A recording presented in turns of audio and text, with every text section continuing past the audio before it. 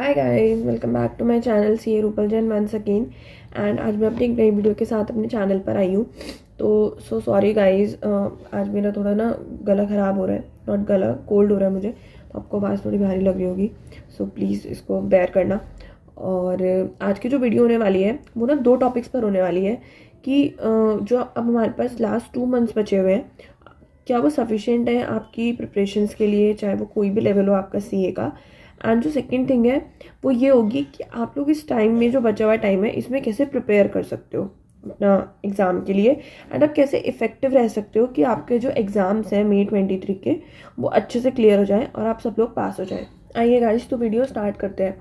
सो देखो, सबसे पहले तो मैं ये बोलना चाहूँगी कि जो भी अब आपके पास टाइम बचा हुआ है, आप लोग 2 महीने लेकर चलो, वो बिल्कुल सफिशेंट है आपकी तैयारी के लिए।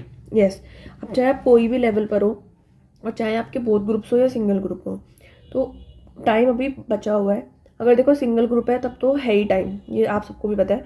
बट अगर आप लोगों को ऐसा लग रहा है या माइंड में कहीं भी ये चल रहा है ना कि हमारे यार बोथ ग्रुप्स हैं और हो नहीं पाएंगे 2 महीने में, तो ऐसा बिल्कुल नहीं है, बिल्कुल हो जाएंगे। आप बस अपने ऊपर भरोसा रखो और अच्छे से तैयारी करो। तो टाइम तो आपके पास बहुत है। और अगर आप मेरी प्रीवियस वीडियोस देखेंगे, जो मेरी लास्ट 2 वीडियोस हैं, उसमें मैंने आपको पूरी स्ट्रैटेजी बताई हुई है कि आप लोगों को अपना सिंगल ग्रुप, बोथ ग्रुप्स कैसे सोच कर चलना है, कि कैसे प्रिपेयर करना है, प्लस आप लोगों को डिसीजन किस बेसिस पर लेना है।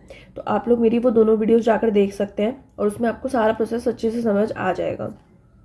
तो मैं यही बोलूँगी कि अभी टाइम है, अभी भी आपके हाथ में सब कुछ है, तो टाइम काफ़ी है। आप लोग अच्छे से तैयारी कर लोगे और अच्छे से क्लियर कर लोगे।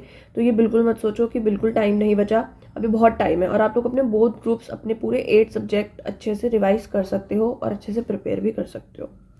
ठीक है, अब मैं आगे जो बात करूँगी वो मैं उस चीज़ पर बात करूँगी कि आप लोगों को इस टाइम में कैसे तैयारी करनी चाहिए, या आप लोगों की क्या स्ट्रैटेजी होनी चाहिए अपने इन 2 मंथ्स के लिए, कि जिससे कि आप अच्छे से अपनी पढ़ाई भी कर सको, रिवाइज भी कर सको, टेस्ट भी दे सको।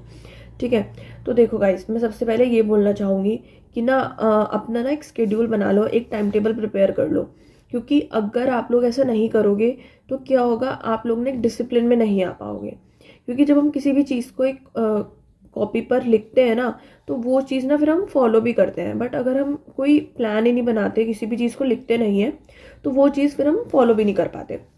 तो मैं इसीलिए बोल रही हूँ कि एक कॉपी और पेन लेकर उस पर ना पूरा अपना टाइम टेबल बना लो कि सपोज वीक में 7 डेज है, मंडे टू संडे, देन आप लोगों को कैसे कैसे, कौन कौन से दिन क्या क्या करना है आप उसमें। और डेली ना अपने उसमें ये भी देख कर चलो कि आप लोग कितने घंटे पढ़ाई कर रहे हो। और इफेक्टिव आवर्स बोल रही हूँ मैं, ऐसे नहीं कि आप बोल रहे हो मैं 15 घंटे पढ़ाई कर रहा हूँ बट आपके उसमें से इफेक्टिव आ रहे हैं 9 या 10, ऐसे नहीं बोल रही। आप अगर 10 घंटे भी पढ़ रहे हो ना पूरे दिन में, तो वो इफेक्टिव होने चाहिए, बस मेरा सिर्फ इतना बोलना है। देखो मैं अगर अपनी बात लेकर चलूँ, मैं कभी नहीं पढ़ी हूँ 16-18 घंटे, मैं मैक्स टू मैक्स 12 घंटे पढ़ी हूँ, वो भी बहुत ही ज़्यादा एक्सट्रीम केस हो जाता था। लेकिन मेरा नॉर्मल एवरेज आउटपुट क्या रहता था, 10 to 11 आवर्स, इफेक्टिव बोल रही हूँ ये मैं। और वैसे तो 13-14 घंटे हो जाते थे, बट देन इफेक्टिव 9-10। तो मैं यही बोलना चाहूँगी कि इफेक्टिव टाइम को कंसिडर करो। प्लस ऐसे कभी नहीं होता कि अगर आप दिन में 16-16 18-18 घंटे पढ़ रहे हो तभी क्लियर कर पाओगे, ऐसा बिल्कुल नहीं है। मैटर करती है आपकी इफेक्टिव स्टडी, प्लस आप कैसे पढ़ रहे हो और क्या पढ़ रहे हो। ठीक है, तो एक टाइम टेबल बना लो और उसमें एक टाइम पर 2 सब्जेक्ट लेकर चलो, जो मेरी स्ट्रैटेजी रहती थी। कुछ लोग 3 सब्जेक्ट भी लेकर चलते हैं, तो वो आप लोगों के ऊपर डिपेंड करता है। एक प्रैक्टिकल ले लो, एक थियोरी ले लो और उसको डिवाइड कर लो। अगर आपको 15 दिन में 2 सब्जेक्ट कंप्लीट करने हैं, तो 15 दिन के हिसाब से आपको जो लगता है कि अगर मैं प्रैक्टिकल में वीक हूँ तो मैं प्रैक्टिकल को ज़्यादा टाइम दूंगा, अगर मैं थ्योरी में वीक हूँ तो थ्योरी को ज़्यादा टाइम दूंगा। वो सबका अपना अपना रहेगा। और उस टाइम में आपको क्या करना है, आपको सब चीज़ें कवर करनी है। वो चैप्टर भी रिवाइज करना है, उसके बाद उसका टेस्ट भी देना है, प्लस आपको ये भी देखना है कि पास्ट एग्जाम में उससे रिलेटेड कैसे क्वेश्चंस आ रहे हैं, प्लस उस चैप्टर की वेटेज कितनी है।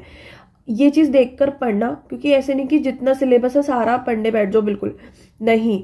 आपको कवरेज देखनी है। मैं मानती हूँ कि एग्जाम में जब पेपर आता है तो कभी कभी क्या होता है, जो लेस कवरेज वाला चैप्टर होता है उसमें से ज़्यादा आ जाता है, बट फिर भी आप लोग वेटेज के हिसाब से ही पढ़ाई करोगे। अगर सपोज मैं अगर FR की बात लेकर चलूँ, तो FR में 2 चैप्टर ऐसे हैं जो बहुत ही ज़्यादा वेटेज रखते हैं। एक तो आपका कंसोलिडेशन हो गया और एक आपका हो गया फिनेंशियल इंस्ट्रूमेंट। तो उन दोनों को आपको ज़्यादा टाइम देना है कंपैरिजन टू अदर इंडियाज।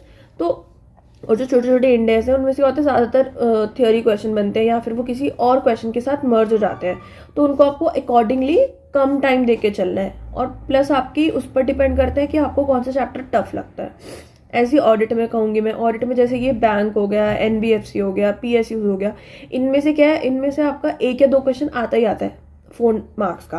तो आपको ना, और इसमें से भी ना कुछ एरियाज काफ़ी इंपॉर्टेंट है, जैसे बैंक, NBFC ना, ये बहुत बड़े बड़े चैप्टर है ऑडिट में, बट अगर आप इनकी कवरेज देखोगे ना तो वही हर अटेम्प्ट में 4 to 5 क्वेश्चन रिपीट होते हैं। तो आपको उस हिसाब से पढ़ाई करनी है कि आपका अगर कि जल्दी टाइम में सारा कवर भी हो जाए, प्लस आप लोग उस चैप्टर को प्रिपेयर भी कर लो। और हाँ, छोड़ना कुछ भी नहीं है, चाहे कोई भी सब्जेक्ट हो, प्लीज़ कुछ मत छोड़ना, क्योंकि अब क्या MCQ आने लगे हैं, ऑडिट, लॉ, DT, IDT। तो अगर आप छोड़ देते हो ना तो वो फिर वहाँ पर ना आपके MCQ के मार्क्स भी लूज हो जाते हैं, इसलिए छोड़ना तो कुछ भी नहीं है, ठीक है। तो ये चीज़ मैं एक बोलना चाहूँगी कि अपना टाइम टेबल बना लो। दूसरी चीज़ ये कि ना टाइम टाइम पे ब्रेक लेते रहो। सपोज अगर, और एक बार में स्ट्रेच में 3 to 4 आवर्स की पढ़ाई कर लो, आउटपुट निकाल लो। क्योंकि देखो, अगर आप 2 घंटे पढ़ोगे फिर ब्रेक लोगे, 2 घंटे पढ़ोगे फिर ब्रेक लोगे, ऐसे ना फ्लो टूटता है। क्योंकि देखो, ब्रेक अगर एक बार आप लेते हो ना तो आधा घंटा तो जाता ही जाता है ना। इसलिए बोल रही हूँ 3 to 4 आवर्स का एक स्ट्रेच ले लो, हाफ आवर का ब्रेक ले लो, फिर 3 to 4 आवर्स का एक स्ट्रेच लो। तो देखो, आपके पूरे दिन में 8 घंटे हो गए, और उसके बाद फिर एक 3 आवर्स का स्ट्रेच ले लो, तो 11-12 घंटे की पढ़ाई हो गई, ठीक है। इसलिए बोल रही हूँ अपने टाइम को ना 3 पार्ट्स में डिवाइड कर लो, मॉर्निंग टू नाइट। और ये डिपेंड करेगा, अगर कोई नाइट पर्सन है तो वो नाइट में कर लो ऐसा, मॉर्निंग पर्सन है तो मॉर्निंग के हिसाब से। और जो लोग मॉर्निंग पर्सन हो तो मैं ये एडवाइस करूँगी, आप मॉर्निंग में 6 to 10 का एक स्लॉट निकाल लो। क्योंकि मॉर्निंग के टाइम पर ना वो 4 आवर्स, जो 4 घंटे होंगे, 4-5 घंटे जितने भी, वो बिल्कुल शांति के होंगे, कोई डिस्टर्बेंस नहीं होगी, कोई शोर नहीं होगा। तो आप जल्दी भी उठ जाओगे और आपका एक स्लॉट निकल भी जाएगा, ठीक है। तो ये मेरा सेकंड थिंग थी इसके लिए। और अब मैं तीसरी चीज़ ये बोलना चाहूँगी कि आपको ना टेस्ट भी देने हैं। जो भी चैप्टर, जो भी सब्जेक्ट आप रिवाइज करते हो, हाथ क्या तो उसका टेस्ट दे दो और अपने आप को इवैल्यूएट कर लो। वो सबसे बेस्ट तरीका होगा, और उससे ना आपको कॉन्फिडेंस भी आएगा। और जो एंड में किसी भी सब्जेक्ट को प्रिपेयर करने के बाद तो आपको वो 3 आवर्स वाले लॉन्ग टेस्ट तो देने ही देने हैं कंपलसरी, ठीक है। और बाकी तो देखो ये है, बाकी अपने ऊपर कॉन्फिडेंस रखो। और इस टाइम पर ना कोशिश करना कि आप कुछ नया मत उठाओ, जो अब तक आपने पढ़ा हुआ है उसी को रिवाइज करो। क्योंकि अगर आप कुछ नया उठाओगे ना तो आपका दिमाग है वो कंफ्यूज हो जाएगा, वो पजल हो जाएगा, और उससे फिर सब कुछ मिक्स हो जाएगा और आप कुछ कर भी नहीं पाओगे।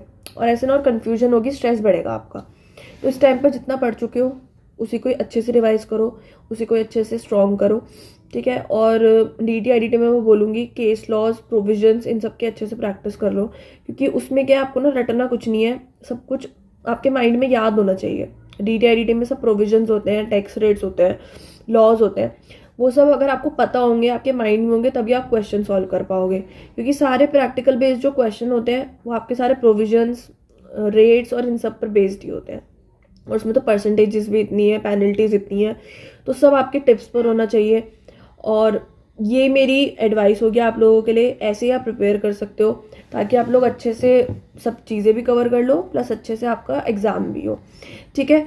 तो आई होप आप लोगों को मेरी वीडियो ये पसंद आई होगी, और अगर पसंद आई है तो प्लीज़ मेरी वीडियो को लाइक करना, और अपने फ्रेंड्स, अपनी फैमिलीज़, जो भी CA कर रहे हैं, जिसको भी इसकी ज़रूरत है, प्लीज़ सबके साथ शेयर करना, और कॉमेंट करके मुझे ज़रूर बताना कैसी लगी वीडियो। प्लस अगर आपके और कोई थॉट्स हैं, आप लोगों को और कोई दिक्कत है, तो प्लीज़ मुझे कमेंट करना, मैं उस पर ज़रूर वीडियो बनाऊंगी। एंड अब ना मैं अपनी जो मेरी नेक्स्ट सीरीज़ होने वाली है वो मैं ऐसे लाऊंगी, आपके इंडिविजुअल सब्जेक्ट आपको कैसे प्रिपेयर करना चाहिए, मैंने कैसे प्रिपेयर करा था, और क्या बेस्ट तरीका रहेगा मेरे हिसाब से। तो please stay tuned to my channel, and all the best to all of you. Bye.